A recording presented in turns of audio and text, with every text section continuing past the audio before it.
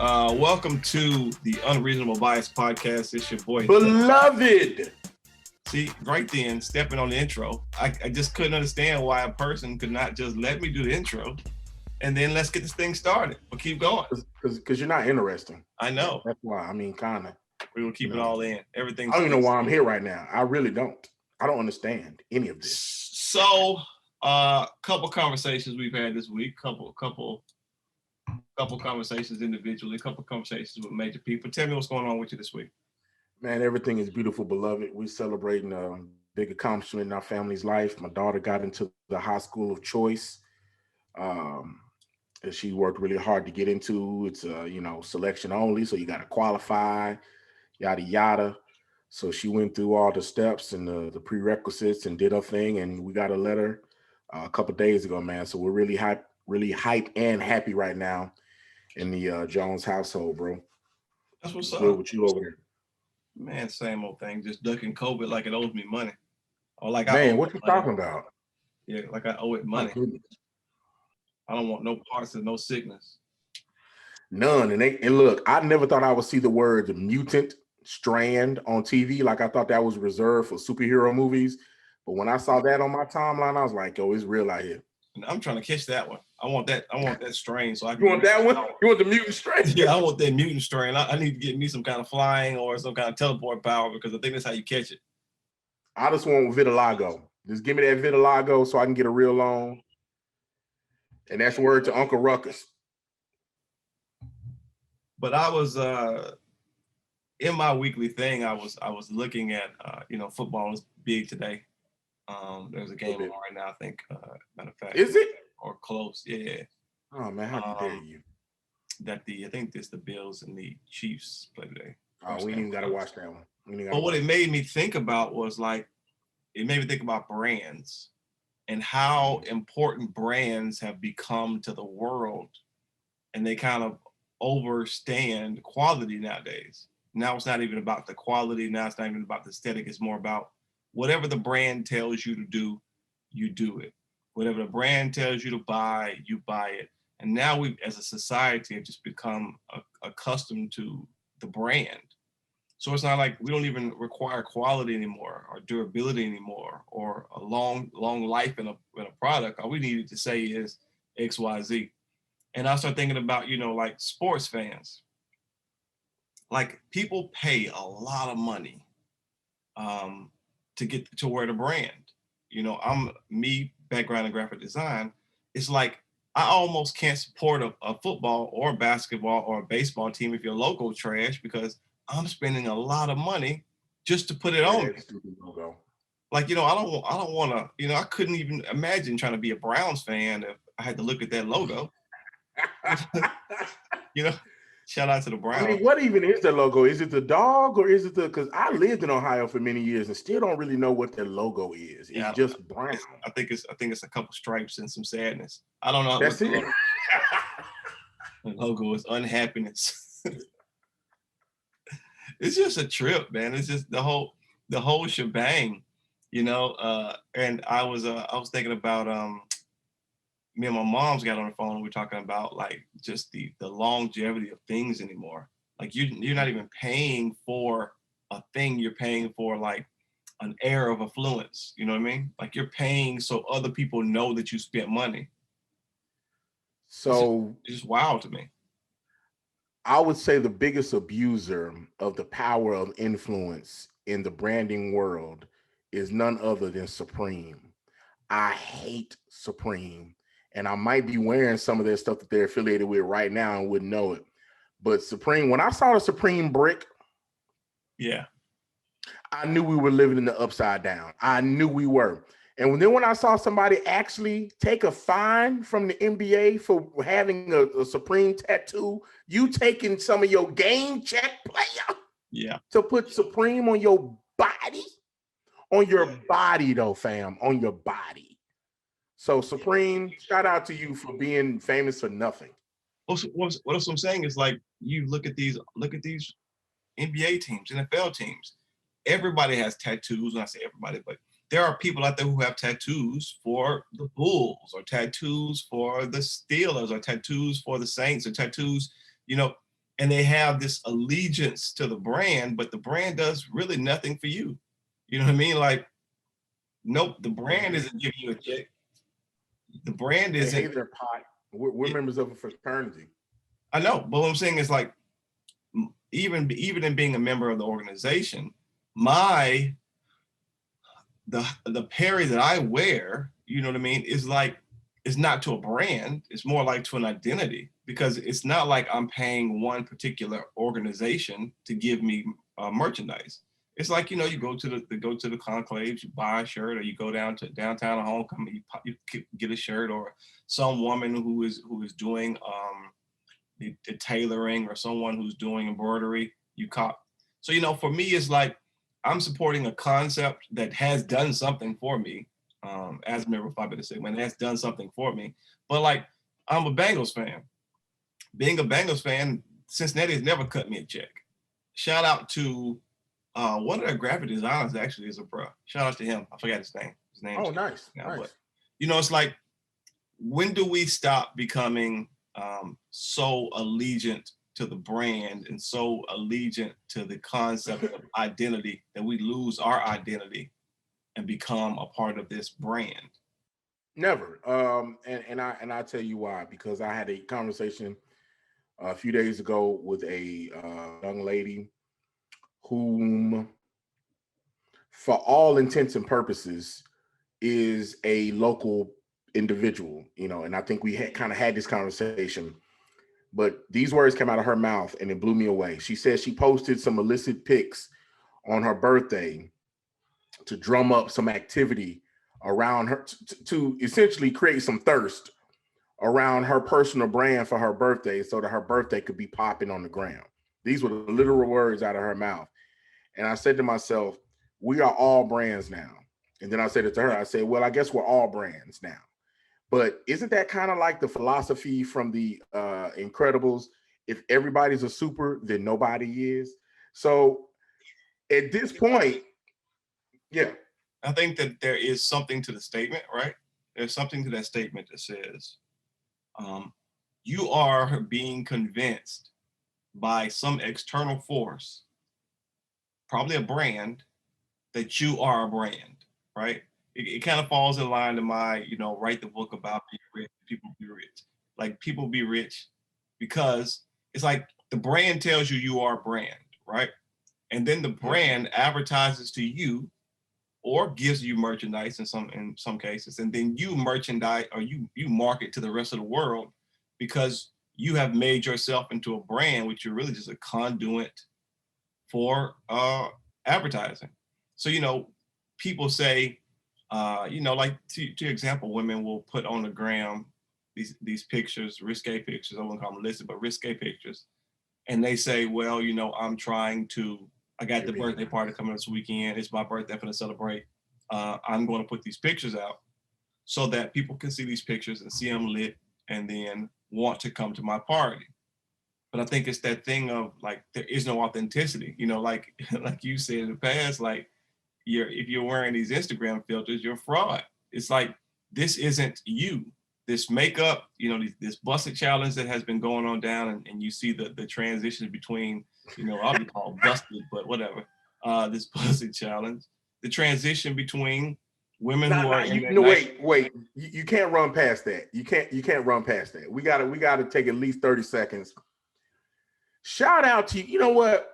I'm gonna lose a little bit of my cavemanness right now, and right. I may have to give up my car for this, because shout out to you young ladies for convincing us that it's even you for real in the before picture, because you got your face beat in the before video, and then when you go to the busted part, now the rest of you is just stick taped and double taped and airbrushed and everything else. So, like, I think when the conversation was being had amongst the fine young gentlemen who were having that conversation, it was just one of those things where I kept looking like, I get what they're trying to do, but they're liars even in the before picture. Like, ladies, look at me right now. This is no filter. This is all me.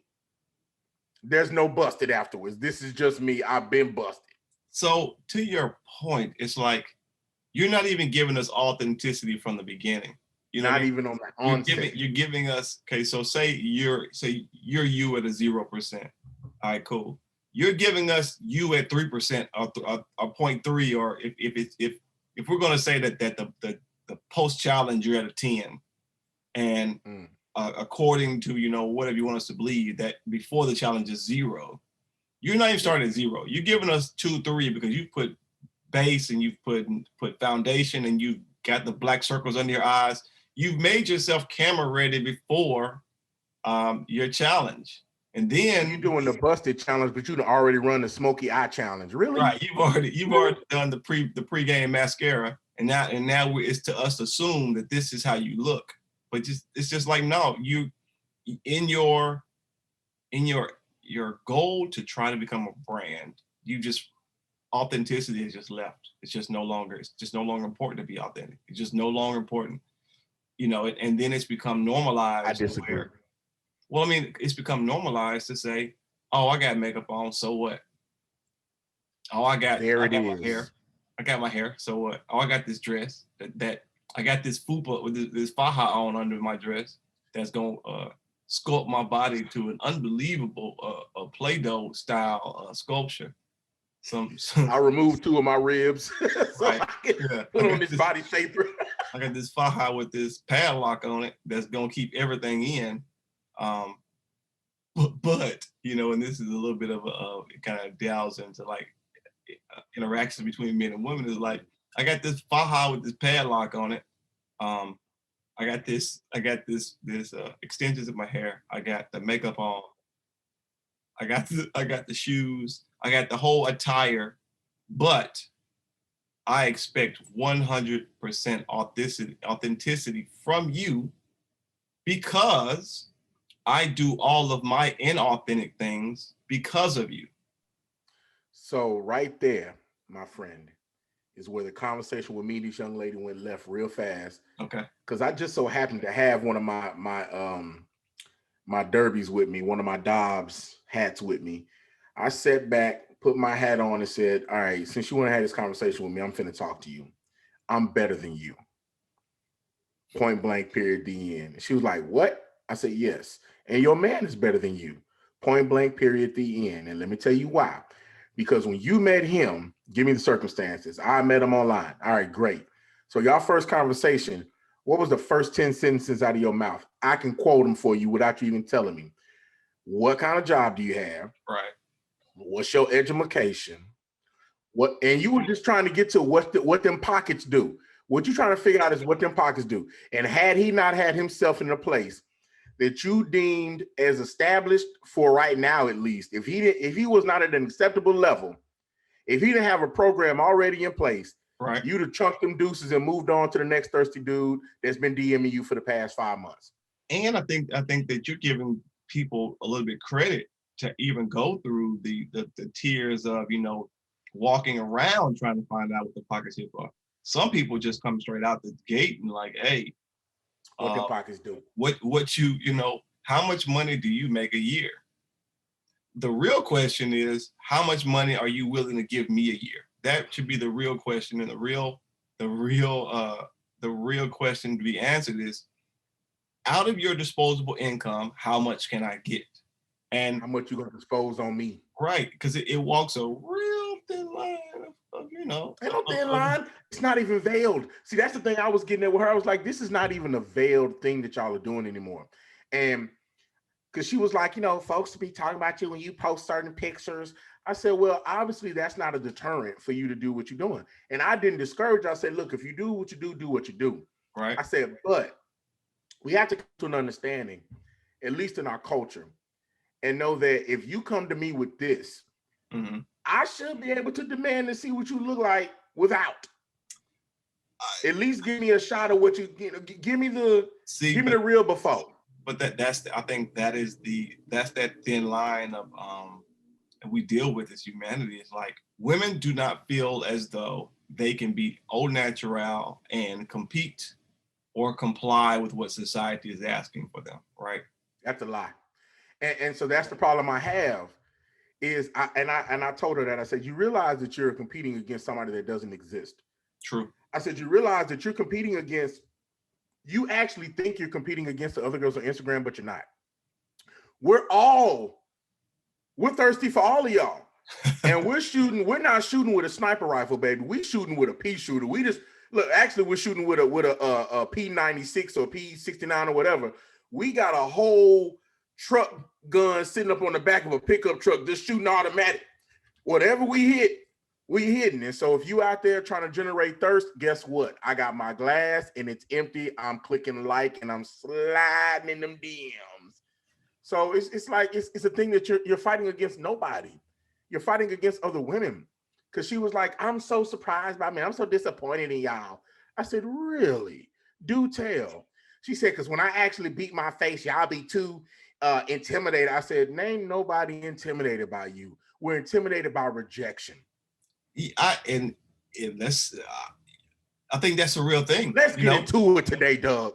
I think that's a real thing, that there is a level of, I don't know if it's intimidation or not. I think that it's not. I think it's an assumption of that you are going to be outside of my price range, or you outside of my social status, that I can't afford you. You know what I mean? And it's the thing of, there's a certain level of men who maybe it is rejection. So I wrote your point. I can't afford you, or the other part, men who have the pockets or have the history to be able to afford, they don't want to deal with you. Or it's that thing of that some people just don't want to deal with you because of all that makeup and all that stuff, because it's messy. It's not a clean process. If you've ever been around a woman who's wearing a lot of makeup, it is a messy thing in the bedroom, in your house. It's spacious. Yeah. And it's expensive. And the illest part about it, man, and this is why I really laugh at ladies, not that I'm laughing at you like, ha, you're stupid. But what I'm laughing at is the beauty that comes from and the power that surrounds Erykah Badu. She don't even wear deodorant. And y'all out here trying to sculpt y'all trying to medically sculpt y'all body. She don't even wear deodorant, fam. She'll come in the studio musty and 5 dudes is already, hey man, that's Erykah. I gotta try. White standing right next to him. I gotta try because that's Erykah, cuz I don't know. I was behind the 8 ball. I had to shoot my shot. Erykah there, player. So I look at women and I go, God bless you, because I know that there's a lot of pressure and heat on you to be something that is a lie. We will holler at you in your frumpy once a month jogging pants that you wear to Kroger when you buying some mopeds. We will holler at you right then and there because we understand what it is. You came out the house and you're attracted to me in your lounge pants. Oh, girl, you're going to be mean when you put a dress on and we go to the lounge, to the real lounge. You're going to be mean. So it's a fallacy. It's a lie. It's a farce. And I really, as the father of a daughter, shout out to Sekou, has done a couple spots about being a daddy, a daughter daddy, girl dad. Shout out to him because it's real. Like, my daughter, I got a daughter who's coming up.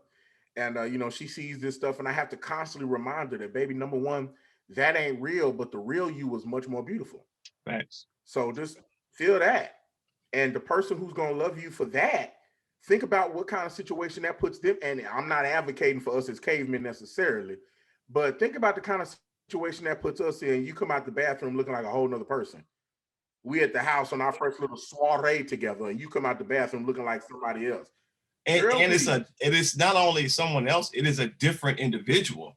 It is, you're coming out here looking like a different individual. You went in with a D cup, come out with an A. Girl, if you don't quit playing with me. Yeah, but it's that thing of cool. Whatever you do is fine, right? But like, let that be a non-double standard of authenticity. Let there be a non-double standard of attractiveness. Let there be a non-double standard, because the reality is, yep, you woke up this morning, you went out the house, someone else, you came to bed, someone, and if I stay here till 7 a.m, or I stay here till the sun comes up, I'm gonna wake up You're to gonna look like something. I'm just gonna wake up to You're a gonna new look like person. something. Yeah, it's gonna be a different person for sure. For sure, it's not gonna be the same person. I have to push back slightly right here because I enjoy the double standard. I enjoy the double standard of being a dude. My hairline has been moonwalking since 17. I got all kinds of salt with this here pepper on my face. Right. I got love handles on top of love handles on top of stretch marks that are now meeting and acquainting one another. Right. I don't mind the double standard. Shut up. Don't agree with me about everything. I don't mind the double standard because it is what it is. We're beast of burden. But because we're beast of burden, that means I get to make a few demands that maybe you don't get the opportunity to make. And it's going to be acceptable. Like she kept crying to me because I can't get into it, but her boyfriend dropped her off wherever we were talking. Right. I don't do all that. He don't be driving my car regularly. He just driving my car because he's going to get it fixed. I'm like, why do you feel the need to explain to me that? You know, why do you feel like you need? Because they be doing all that. I'm like, listen, first and foremost, whatever works for y'all, let it rock. Let it rock. So there is your number one problem is the fact that once again, it goes back to this brand conversation, and I kind of want to shift it a little bit, but it goes back to the brand conversation of that because everyone feels they are a brand, then they, like every other brand, are then held to the conversations and held to the opinions of everyone else. Your livelihood as a brand is dependent upon consumers, and that's what we don't talk about. We talk about this brand and we talk about this marketing, we talk about this busting moves, but the reality is, if you are a business, then you are held to the whim of consumers, and that whole game, that beauty game, is a short run. But it's, to your point about men, it's like, yes, some men are not held to the same standards as far as beauty, right? So a man can be ugly, but a man can't be ugly and broke. A man has to be ugly and have potential, or have money, or have security. A woman can be beautiful and be broke. That can exist. And I will push back there a little bit too, because if you don't remember too long ago, and I forget the brother's name, but do you not remember the brother that was in jail and got all kinds of clout from his he came out to be a model. He was a model and has gone on to be an actor and is now dating some celebrities. Like, brothers are off and running. Well, that goes back to the King Kong conversation, and I got to make sure that that someone is always willing to save a trash dude. Like, some dude is always willing to save a trash woman. It's a natural. It is a natural. It's like projects. No, it's like I couldn't own, and this kind of moves, but I couldn't own a Benz in 1999, right? I couldn't own in 99. I couldn't afford a 1999 Benz, but now that it's 2021, I can go get me a 1999 Benz.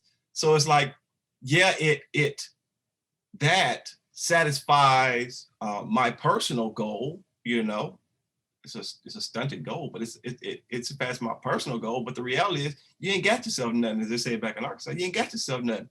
You got someone, or male or woman, with 100,000, 150,000 miles on them, no value retention, just depreciated, and you happy because finally you have reached a personal goal that you feel like other people are going to be excited about, which they're not. And there it is. Yep. But I was laughing. I was listening to some old music, and the rappers were always talking about the 1999 bubble out Lexus and the 1999 bubble out Benz and the Corvette, and I was like, man, the big butt vet. Yeah, it's like music has changed so much that now you rapping to me about a car that you can stop talking to me about, because there's no way I'm getting one. I could have got a 99 Benz maybe. I can't get a McLaren. I can't get a McCullen. I can barely get a McNugget. What you talking about? Why are you talking to me about my bags? Why are we discussing Ferraris? Homie, let me tell you something. But I like that. And I'm going to tell you why I like that. Because this way, a person is readily able to identify their real life circumstances. If you ever have to pause a song Right. and go, what was the name of that? How do you spell that? You are in a different level of socioeconomic status than that particular individual that's right. The first time I heard the word Bugatti, I couldn't even Google it because I was trying to figure out how to spell it. You gotta learn how to spell it first. And shout out to Memphis Finest, which is a war in and of itself. But shout out to Young Dolph, who said, I might have that stuff in my driveway. I can't even pronounce. I can't even spell that stuff, man. I love it. But that's the thing that it just lands on the branding. It's like these brands have convinced, hoodwinked, bamboozled, as I always say. All of them have formed this vision that these rappers should go out and spend $500,000 on a car, right? They should go out even crazier. Even crazier, because the cars, like, so we're talking about quality, and I'm gonna tell you why I got this hat on my head in a second. So we're talking about quality, right? Right. At least Bugatti only makes the Bugatti. They don't make anything. Well, you know who makes Bugatti, right? Who does? You know who does this car? It's a Volkswagen. I think Jaguar, right? No, it's a Volkswagen. It's a Volkswagen. Yeah. You better be lying to me. It's Volkswagen. You better be lying to me right now, Douglas Christopher. You mean to tell me these folks out here paying $1 million for a souped up Volkswagen? 1.2. It's a souped up VW Bug. Is that what you're telling me right now, Douglas? It's a Volkswagen. It's a Volkswagen. Yeah. I just lost all faith in humanity. But anyway, think about this though. At least when you buy a Bugatti, right? Right. You got a Bugatti. But right? You don't. You have a badge. Anyway, so what's happened now is like you said, we have completely abandoned the notion of quality. I remember my dad and your dad, because I wore these boots, when they bought ostrich boots, right?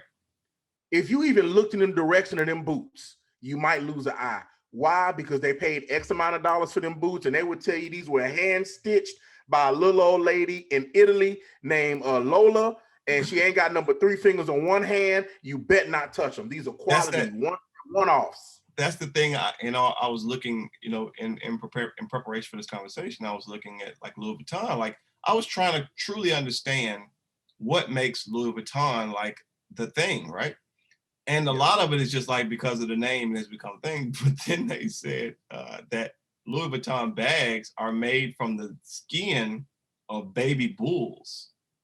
Like their brand of leather, their style of leather is made from the skin of baby bulls. And then that made me start thinking about the dark side of all these brands. Like we have given these brands power. We have agreed their social hierarchy status. We've agreed to whatever their social status gives us. We've agreed to all these things, but we don't even think about the dark sides of our particular brand. Now we'll go out and we'll say, don't hurt any dogs, or free the fish, or don't hurt the birds, the owls, or the buildings. But then you think about all the human costs and the beautiful things that we love that we don't even address. Like nobody addresses that Apple and Samsung both have child labor disputes, underage working, that nobody's. The OG of that particular game is well, not even, because I'm pretty sure they copied that model from somebody else, but Nike. Yeah. Listen, don't you hurt no whales, dolphins, spotted squirrels, right? But you little Vietnamese child, you get back in there and make my dadgum Jordan for 12 cents. You Asian child, what are you doing outside this factory? Put that cigarette out and get them little fingers down there stitching.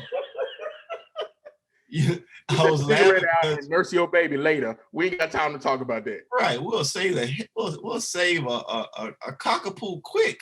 We'll save us a King Charles Spaniel. You better not touch that puppy. An extreme pit bull, you better not. You look at that labradoodle too long if you want to. Now, young child, get back in there and make that phone. Get your little fingers on them circuit boards, because we need to be able to get that iPhone 19. Now, what are you doing? What's really depressing though is I didn't realize until I sought some education in this space, but even our trash has become branded. Right. Like we ship our trash to people who don't know. America and other countries ship their trash to other places. Well, listen, And not only do we ship our trash, we were shipping it to them without their consent initially. first and foremost, Then they started to say, we don't want your trash. And we said, well, do you want these hands? Because I think you're going to want that plastic and you want these hands. We can. Yeah, so it's like, so now they are, you know, they are small island countries that make their living off of trying to process plastics. And I was tripping off this, I was watching this documentary about recyclable plastic and how it's kind of a farce that only a small percentage of plastic is even reusable. So, you know, they have another branding point, man, and the beauty of brand awareness.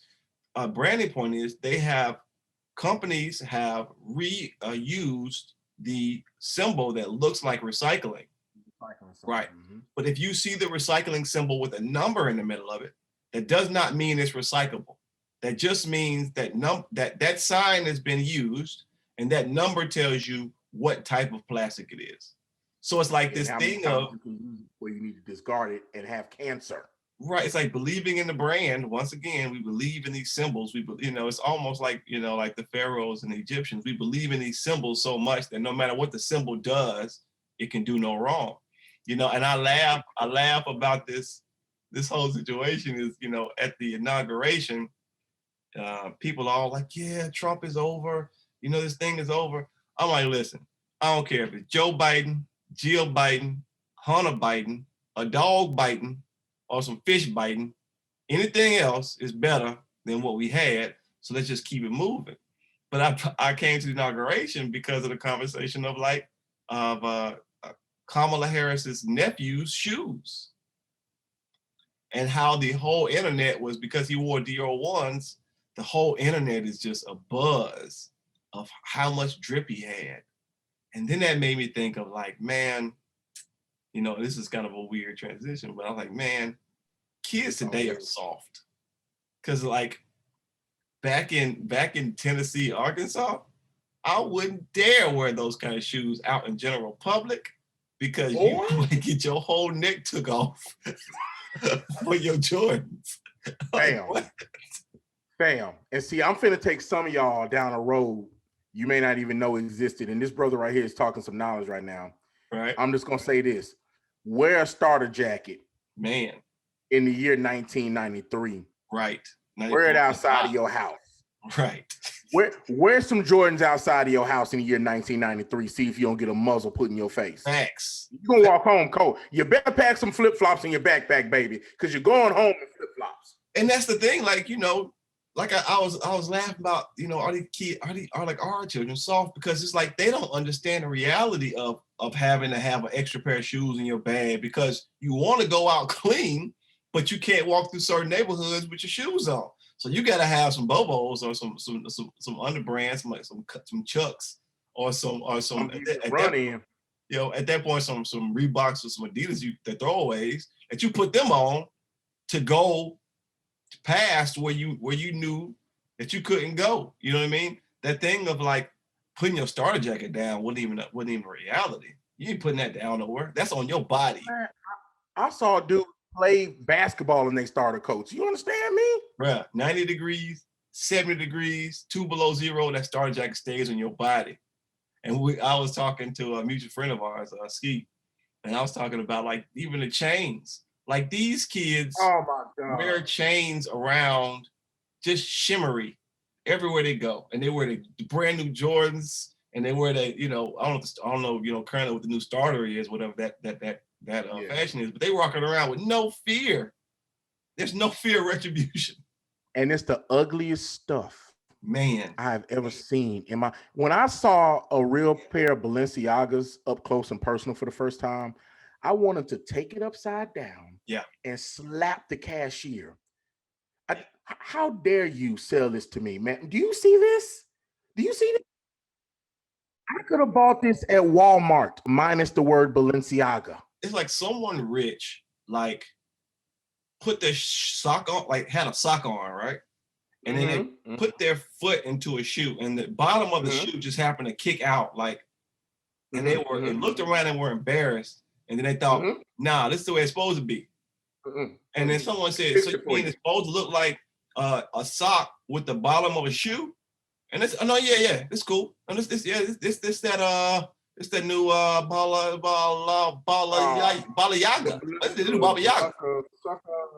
It's Baba Yaga. This is a little bar sucker. This is a new bar sucker. No, you should get you some. Balenciagas, what I said. Yeah, get you some. I'll get some. You need to find you some of these because that's the thing. And now it's like, but I always wonder, like, are the kids' shoes uglier? Because if I had a time machine, I can go back to myself and give myself the trend that, hey, Doug, buy ugly shoes so you don't have to worry about someone stealing your shoes. Because, you know, I was having a conversation about, you know, even the bullying is like, I will take your cyberbullying any day over me being scared to wear my Christmas shoes down the street. Unless you are a bully that's asking me to Amazon Prime my shoes to you, then we ain't got no conversations. I'm not as long as you're a bully only taking my shoes, I'll take it. As long as that's all you doing, word to you, fam. Here go your shoes. We grew up with animals, bro. I mean, animals. They didn't want your shoes. They wanted your soul. They want you to tuck your tail every day of your life and walk around with one tear permanently coming down your face. Right. Everything you got on, I want it. You mean my shoes? Yeah. And the jacket? Yeah. Yeah. And the chain? Yeah. Yes. It's like you were a walking target. Like, these kids are fresh. And I'm like, you would be a walking target where I was from if you were like that. That your stuff was getting stolen. And not only was it getting stolen, but it was also coming to school the next day on a new body. And then you had to lie to your mom about what happened. Hey, where your Christmas shoes at? Huh? Christmas shoe? Which one? You mean the black ones? No, boy, the white ones that you wanted. Huh? White shoes? And she's sitting there staring at his feet. No, the white ones with the letter with 23 on them. Right. With the blue shoes. patent leather. Them ones right there. Yeah, white shoe. The box. The one that's supposed to be in that box right there. Huh? What shoes you mean, mama? See, you couldn't even get away with that now, because now she would just pull up her phone like, these, fool, right. The ones I posted on Insta the other day. The ones that you was wearing on Instagram at that morning and then wasn't wearing Instagram that night. Yeah. And why your socks there? In the corner. And why your socks look like got gravel on them. Yeah, them shoes. And while we're talking about it, why does your eye look like that? And what's going on with your missing tooth? What's happening these days? And when you wearing a hat? They're soft, but I'll say this.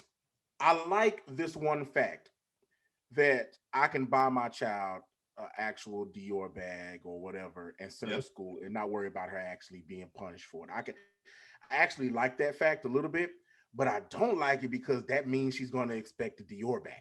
But it's like that thin line of, you know, like of our parental experiences and what they train now as parental experiences of, like, you know, don't spank kids, whatever. But it's that thing of, like, sometimes you overcame the trauma, so you start to believe that the trauma is necessary to overcome. You know what I mean? Like if you didn't go through the trauma I went through, then I can't believe in your authenticity, which kind of goes back to, like, you know, oh, you weren't, you know, like having conversations like, oh, you weren't spanked as a kid. Oh, no, my mom put me in timeout. Well, then now it's like, to a certain demographic, now your authenticity is being challenged because you must didn't grow up. Your mom must not have been black. Oh, yeah, she was black. She just didn't believe in spanking her. I'm like, I wish I lived in that household because my mama very vividly believed in punishment. Right. We got paddling, because I'm thinking, you know, and me and Willie went to the same high school for a period of time. We got like paddlings at school. Like, that was a part of your education, was getting paddled. I love telling my kids, first and foremost, boy, straighten your face up, because just a mere 20 years ago, I could have called the school and told your basketball coach to put hands on you, and he would have did it in class. He would have checked you out of class to put that board on you and check you back into class, playboy. And the worst part is, like, not only, because I was on a Zoom call with some coworkers, and we were having a discussion, and you know, their growing up just wasn't, there was no corporal punishment for them. You know what I mean? It wasn't happening.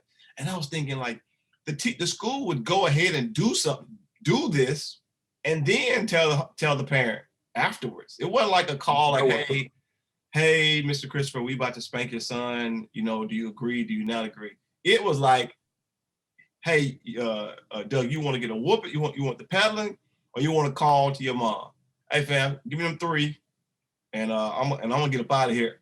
All right, we'll give you 3, and then we're gonna give you a little slip sent home to your mom to sign. Yeah, cool. Yeah, give me that slip. I'm gonna forge that, and I'm gonna bring it right back to you. Oh, you're gonna see the slip again. Oh yeah. Now, whether or not it has my mother's authentic signature on it, I was hoping for that. That's how that's it. But you will see it again. Oh yeah, that's me at the glass table, the glass dining room table with the flashlight under it, holding one of her chicks. Ooh, MacGyver just got a jar, looking at her signature on one of her old checkbooks, trying to tell you that's a done deal. But you know, but even now, because I survived through that trauma, but that's like one thing that I wouldn't agree to without me knowing it. I'm going to raise hell. Period. Now, mind you, I was a survivor of it, but I don't feel like that was the way. I feel like that was the way for the time. I think that when we start to looking at stuff retroactively, we lose context. And so I think that right now what we have, we're the freedom children. We were children born to parents who participated in the sit-ins. Right. You know, they had such a harsh upbringing that their step down was what we got.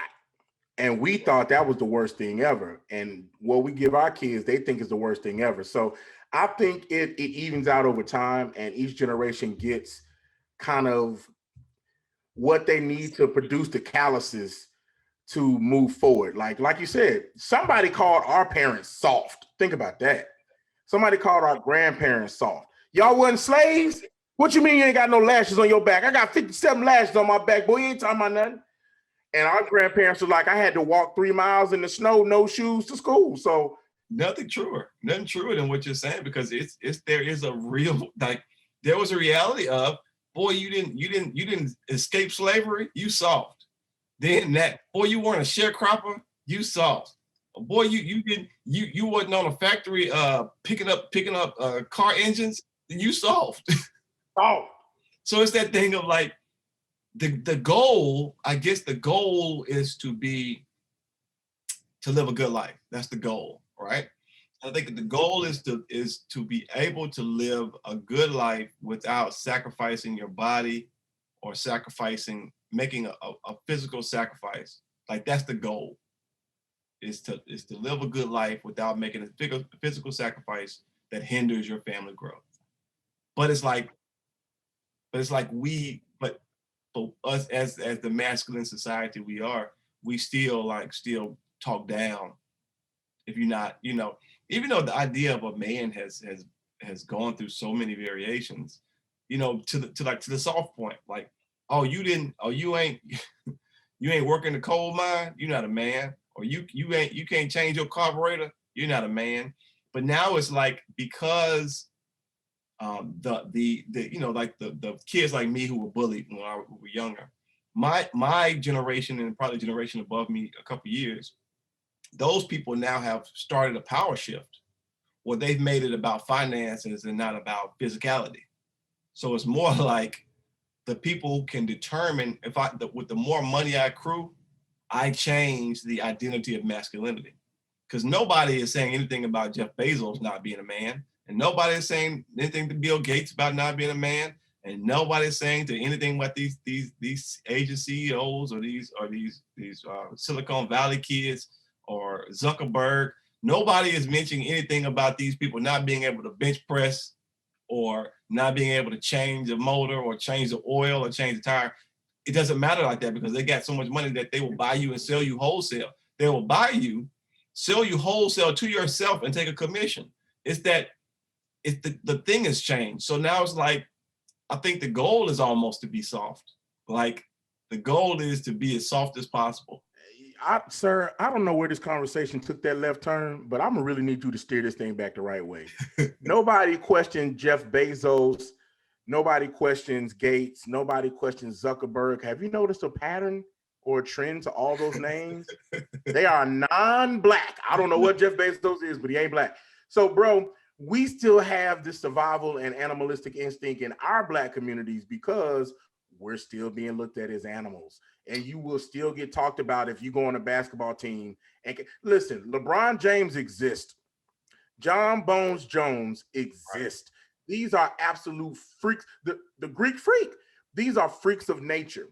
And so even though Jeff Bezos is not being hounded about being masculine, if he's standing in a room with LeBron, right, the only thing he's thinking is, if LeBron gets angry, at least I know a really good plastic surgeon that can put my face back together, because that there is a specimen from heaven.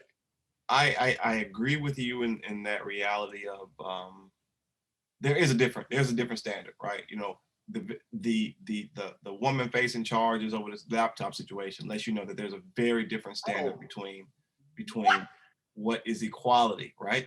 Even to the fact of, you know, what is acceptable. I think that we look at, we want to spout these words about equality and about opportunity and about success, and we want to say all these words, but the reality is, as I've said before, it's like there is a door that kind of opens that allows certain pathways.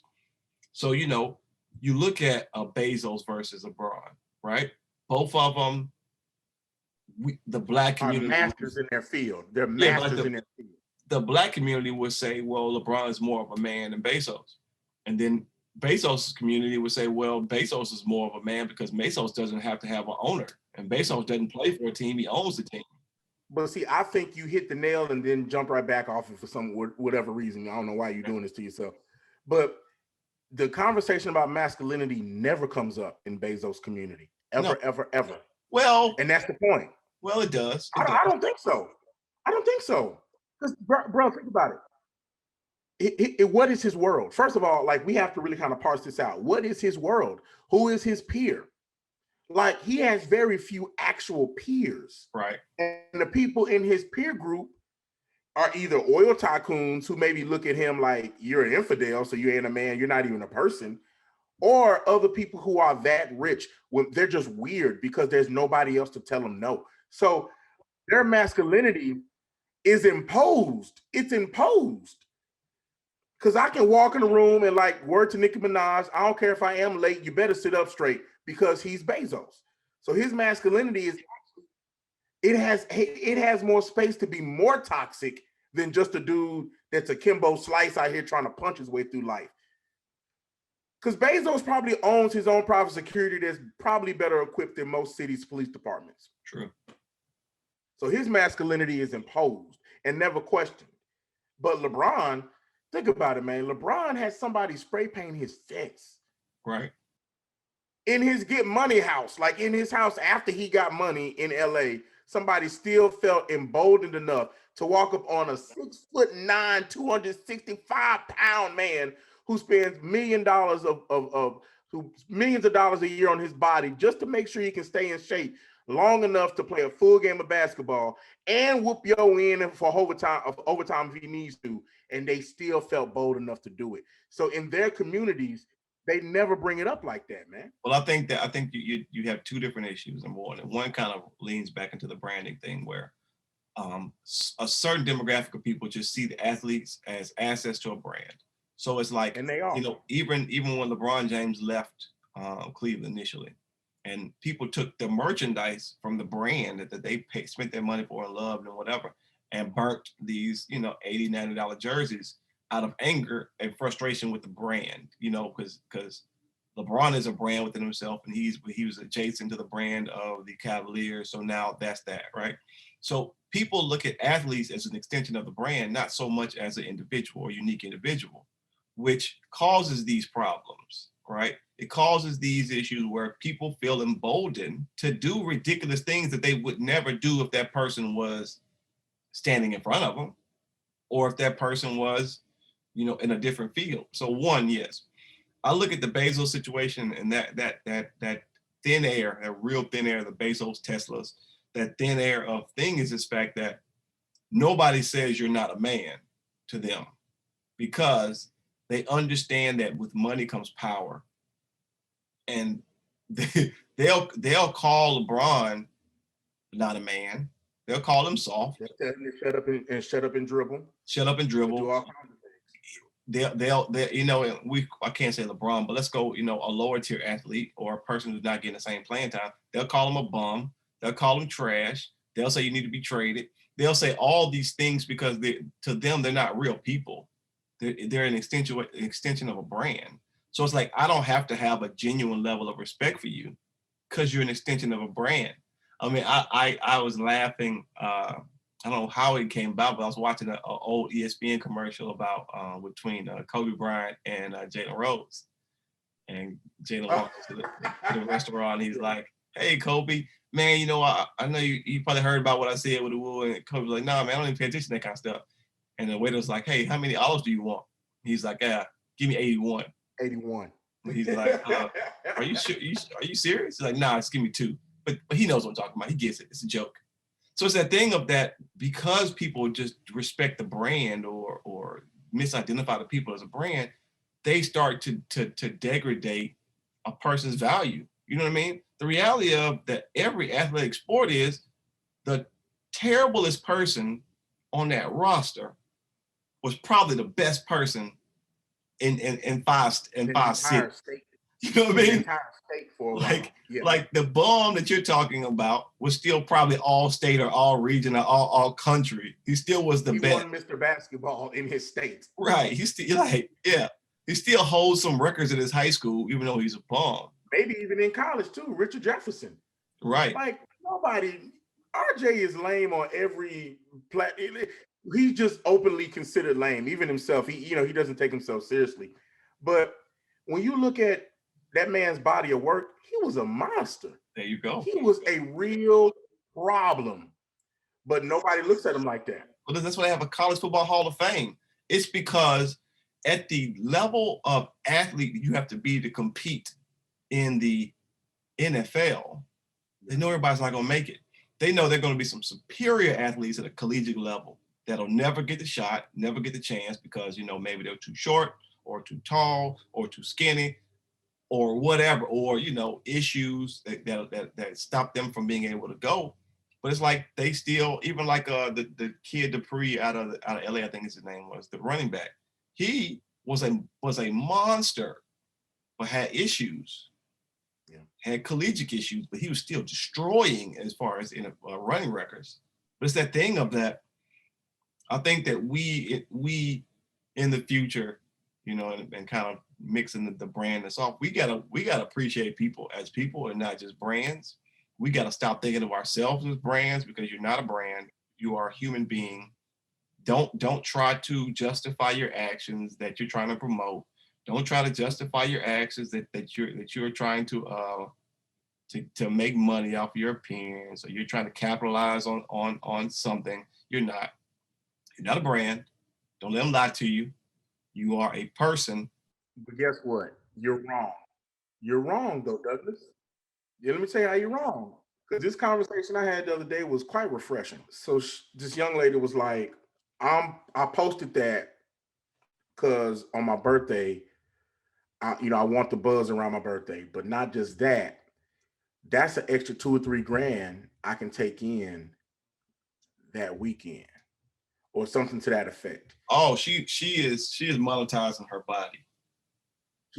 So I said, okay, so you're selling sex. She just kind of looked at me and then looked off into space, and I said, that is you're selling at least the idea of it. And so I had to, but bro, think about it like this. Okay, here's the real reason why I think sports entertainment has changed. Number one, like you said, there are humans playing, but it's become way more entertaining. Right. Like to even watch some of the Bulls dynasty games, if we were to watch that stuff now, it's like watching paint dry. It was not aesthetic. It was manly. It was masculine. Dudes had real hairlines, right. And that brings me to another. They had real hairlines, and I'm definitely gonna touch on that in a second. But the problem that we have now is the money is so high. Right.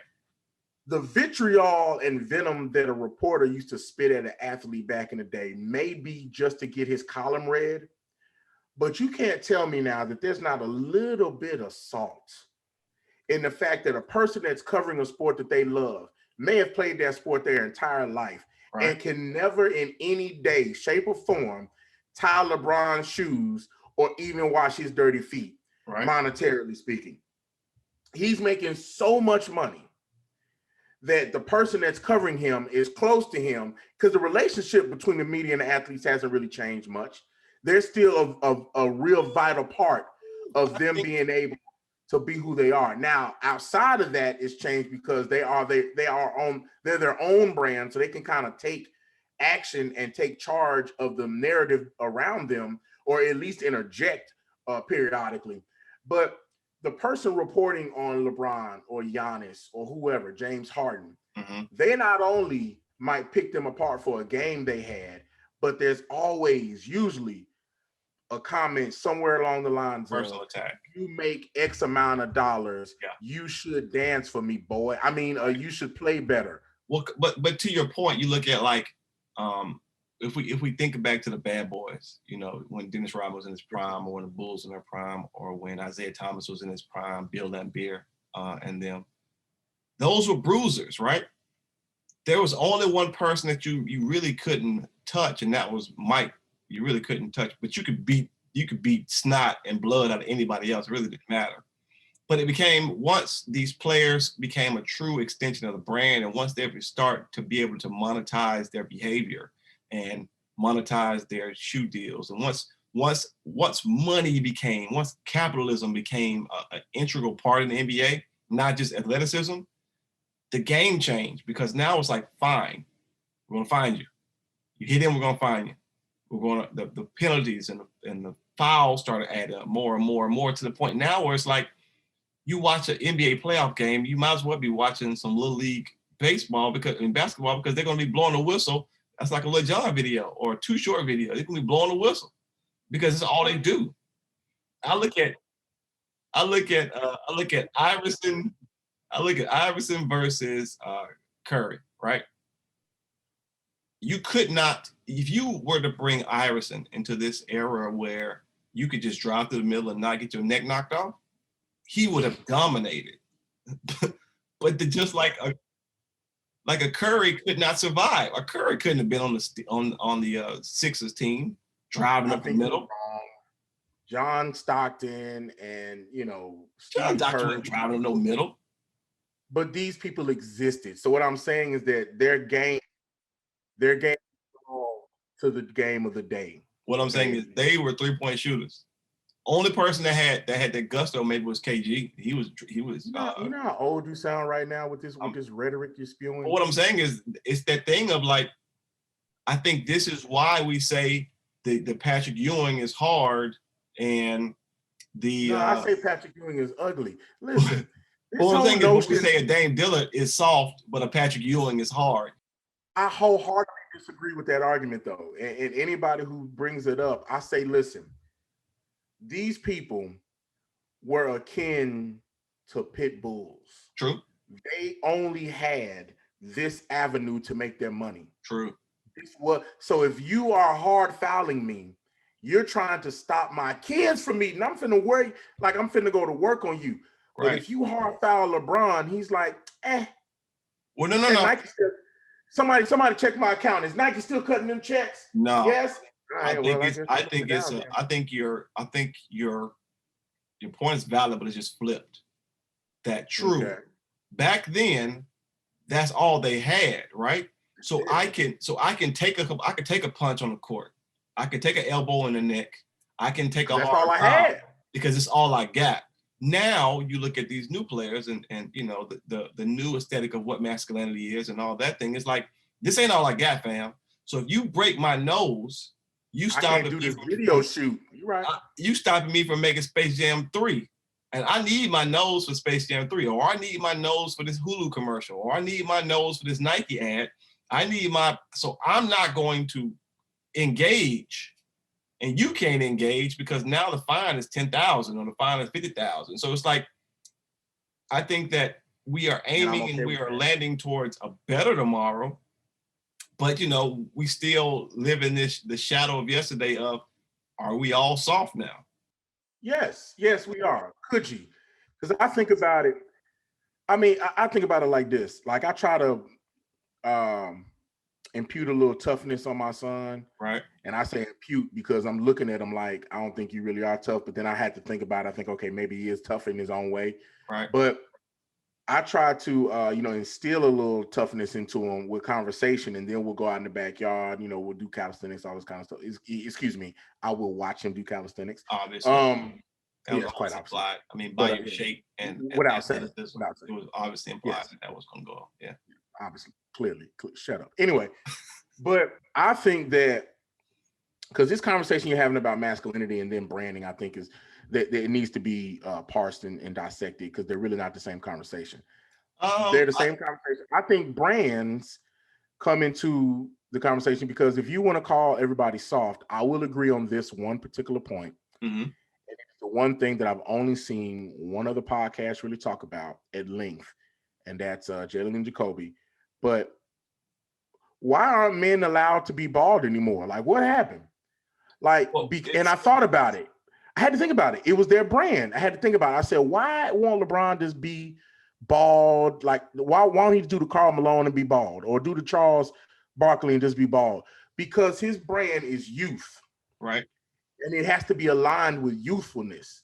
So he can't walk out there with the Sherman Hemsley talking about youthfulness. He had to go get that Bosley, which, by the way, I'm taking donations for my 40th birthday. I want that Bosley. I want that new LeBron hairline for my 40th, October 9th, 2022. But anyway. But to your point, right, that the times have changed. We are, I look at my son, and my son is super soft, cotton soft. And I can't even get my level of vocality up enough to yell at him, because if I go midway, he starts crying. Or if I look at him wrong, he starts crying. So I don't even deal with it. Cool. You be soft. That's fine. I think that's a ruse. I think he's ready to slap you at any point. He's just drawing you in with the cry. And as soon as you lean down to hug him. He might be waiting on me to hug him and then just deck me. But I think it's different now. And because LeBron is a brand, and because brands are timeless, because Kanye is a brand, and because brands are timeless, and we haven't figured out how to age gracefully yet. We don't want to age gracefully. We don't want to be seen as old. We don't want to be seen as slow. That's just not our bag. So we do what we need to do. We do the skincare routines, we do the face dye routines, we do the hairline routines, we do the weightlifting routines. These men today, the 40-year-old body that my friends who work out are their body isn't the body of my 40-year-old uncle when he was 40. Oh God, no. You know what I mean? Even the body shape is different on the workout thing. They got the real V going on. Like they got. Right. My uncles wasn't running. I had one who was in the army, but outside of that, they wasn't running over miles. Just waking up in the morning with a Peloton bike or going Orange Theory. They didn't care. You know what's crazy? You know what's crazy, man? Me and my dad went somewhere one time to one of my son's basketball games, and the dude I was coaching with at the time, he said, "This your dad?" I was like, "Yeah," and he said it with this disbelief that made me circle back and go, "What do you mean? Yeah, this is my dad." He was like, "Y'all look the same age." Because I got the full beard. Right. Weight always makes you look heavy. Weight makes you look older because it skews how people see you. Right. And the human eye can't really detect age other than these certain points. Right. And so all my points are all out of whack. Right. I'm big. All your points are round. My hairline. Yeah. All my points are round. They're rounded points. Right. Yeah. But Dad, he gets up every morning, still runs, still works out, and now he lives in a warm climate state. He's out there like with beach body at 60 years old, and it's ridiculous. Also ex-military. He's ex-military. Yeah, he's also pro service. So that's been his routine for over 40 years now. Right. Over 40 years. That's been his routine every day. think about our movie stars. I never forget Patrice O'Neal and Opie and Anthony did a spot one time talking about Ewan McGregor when he played, I think it was Moses or something like that. Mhm. And Ewan McGregor's one of these real old actors from back in the day. That sounds bad, but he's an older actor. And they was like, when he did that, he was topless the whole time. But instead of trying to have abs, he just sucked in his gut. You just saw his ribs and his chest was flat. Yeah. And now dude's got real muscles. So I think some of that goes to what we put in front of us, like the product that we see. Who had real muscles other than like Rocky? Let me break down an example that in a conversation I had yesterday, I broke down. I said that because of so many pictures, because of so many social media outlets that we put media on, whatever platform is, because of so many of these, people now can't even wear the same outfit because a picture was taken on my Instagram in October of this shirt I wore with these pants, and now society and us agreeing to it, we have gotten to this space where we can't even wear the same shirt because we took a picture in that last week. So it's like that is just downstream economics of everybody trying to present the best of video highlight reel, when the reality is, like, you might have a favorite shirt these kids can't even wear because I took a picture with that one on and I can't take a picture of that one. Listen, I looked at my Instagram one day and I was like, man, I took the same picture with the same shirt 8 times. I had to start deleting images. So it's like even our heroes, they aged gracefully. They got fat. Bruce Willis got fat, did the Die Hard movies and kind of moved on with his life. But Bruce Willis wasn't on Instagram and having to take pictures and every day somebody looking at him and saying, which goes to the cyberbullying of he didn't have to worry about someone saying, hey, you ugly and you old every day. Well, he would, again, we're kind of conflating things, but I'll say this. The Bruce Willises of the world and the, Sylvester Stallones, this is nothing new, man. I mean, because if you look back at their generation, Hulk Hogan has some of the worst hair plugs known to mankind. Dude, Bruce Willis had some of the worst hair plugs known to mankind. They are an affront to the eye. Yeah, those guys got rich instead of good looking. They got ant legs stapled to the top of their head. These dudes look horrendous and should be slapped on sight. But Colombian back yak hair on the top of their head, and everybody looking at the move on his own. These dudes got ooze back and standing chicken feathers glued to the top of their head. Hey, fam, everybody's looking like, what? The wind is blowing this way. Why your hair going that way? I don't know. Your hair should be following the wind. It's going opposite. Got a real situation going. But here's the thing, though. Right. For every example you bring up, I can bring up a schlup. And I mean a real schlup. Like a Mark Zuckerberg who does not care. Right. Like an Adam Sandler who does not care. Like a Dave Chappelle who could care less. It's about perception and about where you are comfortable being perceived. Because all those people are older. I think everybody I listed is probably at least close to 50 or over 50. And I'm speaking more Dave Chappelle. But if you look at J. Cole says in one of his songs on one of my favorite albums from them, from Dreamville, the Dreamville 3, I think, he says, in the same outfit that I did just have, by the way. And so him and Kendrick are kind of on this wave of, nah, I'm not fly, I'm just me. And I think that Tyler, the Creator, is kind of on that same thing because he's not really a fashionista like that. He is. He is in the fashion. He's making his own stuff. I know he's in the fashion, but how he made his lane was kind of being this oddball looking kid. Right. And it wasn't really following trends at that time. He was like, nah, I'm gonna make my own thing, which is why I think we look so silly now. And I'm sorry, I know I'm gonna get off my porch thing right here, but y'all, we're trying to be so much individuals, we start to look like clowns, literally. No, we are trying to be so individual we look like clones. It's that thing of like that you are trying to be so extra that you end up looking like everybody else who's trying to be so extra. So I told that to a kid in church at least 15 years ago. I asked him everything. I said, why are you wearing those shoes? Do you actually think those shoes look good? Why are you wearing that shirt? Why are you wearing your hair like? And listen, and I'm saying, I'll say this: if you tell me, "Hey, I like these shoes because the way they look," then fine.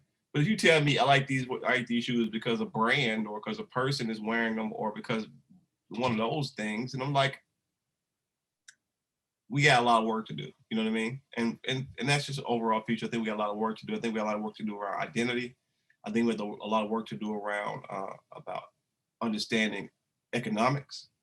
And we got a lot of work to do around, being authentic. It's just like all that's dead now. And it's all about what's the best picture I can put in front of the world to let them know I'm okay and I'm down with what you are. But you know what? I will say this. I know we got to go. The one thing I'll say that came good out of this movement that of shallowness, right, if you will, is that we at least care about our bodies a little more than our predecessors. True. Like we at least care to try to eat right sometimes. I know you go meatless several days of the week. I'm trying to do that myself, cut back on certain things. We're at least conscious of it. Yeah. And I think that's going to help us moving forward, because even in the midst of being shallow, if you want a six pack, you still got to do some serious things to yourself. You got to cut some serious stuff out of your diet. Like you'll never get a six pack just working out.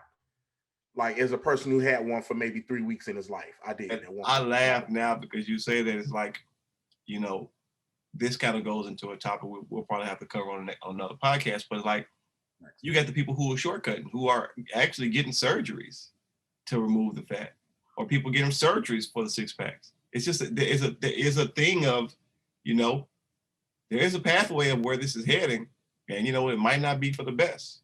But anyway, this has been your boy Doug, and this is your humble servant W.E. Jones. It's the Unreasonable Bias Podcast. Peace.